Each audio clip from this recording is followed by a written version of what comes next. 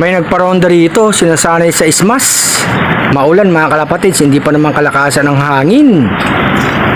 Pang north Binabatak mga kalapatids, dito lalabas yan. Binabatak. Maganda rin yan mga kalapatids. Kaya lang siyempre pagka uwi, bigyan ng vitamin para hindi sipunin. Kasi nga di ba maulan, basa sila mga kalapatids. Kanino kayang ibon to? Inihahanda Magsa south race na nga mga kalapatids, south training. Binabatak. Pwede rin naman. Kahit namang south summer minsan andyan pa rin naman yung pag-ulan mga kalapatids. Iba naman sinasanay sa init na ronda. Ito naman sa ulan mga kalapatids, wala pa naman yung bagyo Wag lang lumakas yung hangin. Mahirap pagka lumakas mga kalapatids.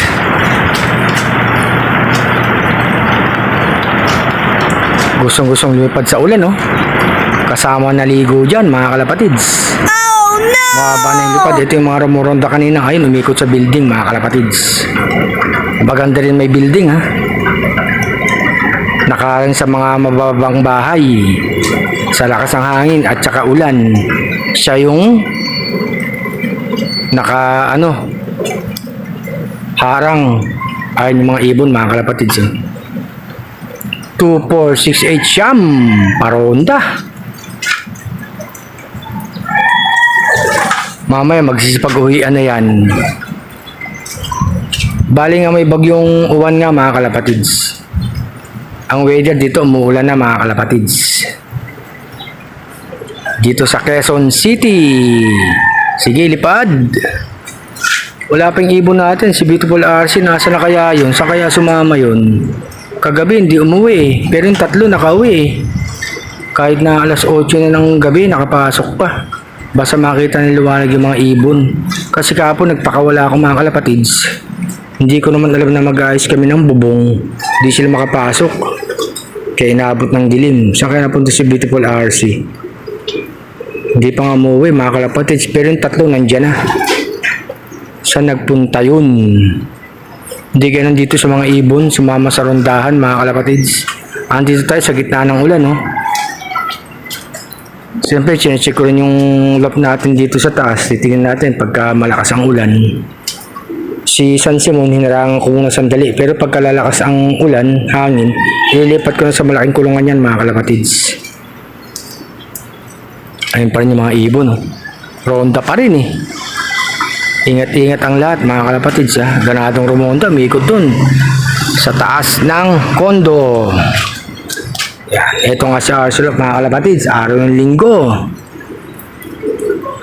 Wala naman sigurong nag-load kagabi dyan na may training kasi may sama ng panahon. Ayun na yung mga ibon mga kalapatids doon naman sa kabila rumoronda. Ayun sila Siyam pa rin sila mga kalapatids. Sinasanay sa ismas na maulan. Oh no! Tayo hindi tayo nagpakawala. Gusto ko sana mag-midtos. Kaya lang siyempre masama ang panahon mga kalapatids. Kahapon mag-midtos sana ako. Kaya lang problema nga yung panahon. Baka biglang umulan, lumakas yung hangin. Kasi siyempre sa balita may nagsasabi Friday ng gabi ang dating, tapos Sabado. Kahapon Sabado ng hapon mag-midtos sana ako, mamaya biglang dumating yung bagyo. Kaya hindi tayo nag-midtos mga kalapatids. Yung mga breeder natin, ayan sila nakakain na sila. Inagaan ko na magpatuka mga kalapatids. May mga itlog.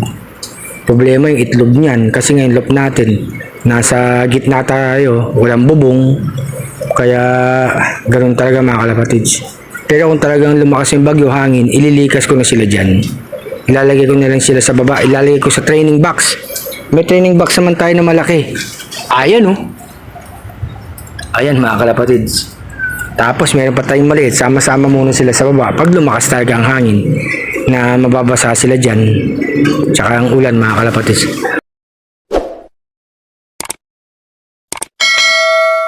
Ang pa rin yung mga ibon ganado magsipaglipad Gustong gusto lumipad. Kumusta na yung mga tatamaan ng bagyo dyan. Ingat mga kalapatids ha. Si Beautiful RC, hindi ko alam kung nasan na yun. Sana pumunta yung ibon na yun.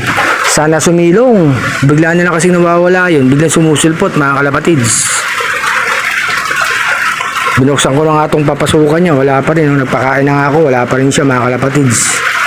Ang problema naman dito kay Panday, paglalagay ko itong si San Simon, inaaway naman. Kaya dyan ko muna nilagay. Obserba muna tayo sa lakas ng ulan tsaka bagyo. Nakabukas pa nga yung ano natin, oh. Ayun pa rin sila mga kalapatids, oh. Ayaw pa rin bumaba, ah. Saan kaya to si Beautiful RC? Sana makauwi pa. Saan kaya sumilong lumalakas ang ulan mga kalapatids? Oh no! Ito yung mga halaman, binaba ko na. Yan. Tapos tinalian ko na rin yung iba. Tinalian ko ng alambre eh.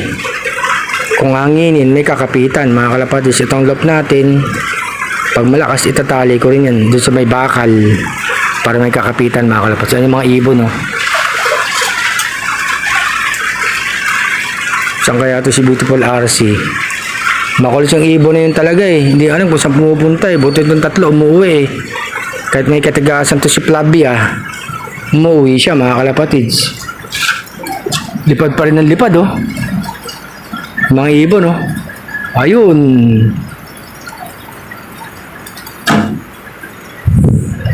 Yung iba wala nang ano ha. Kinansel yung mga pasok ng iba. Bukas Lunes. Ayan sila mga kalapatids.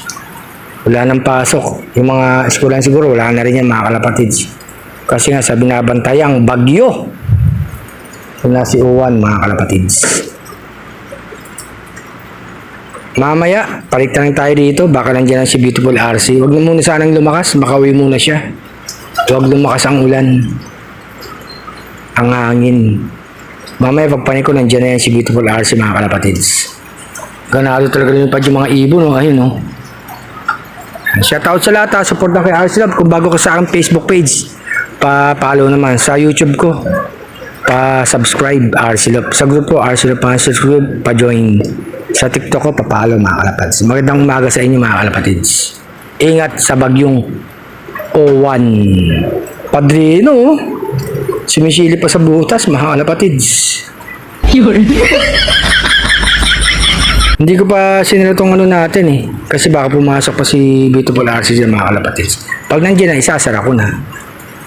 Ipit nga lang ang inaano ko dyan mga kalapatids. Pag malakas ang hangin, siguro itatali ko na yan mga kalapatids.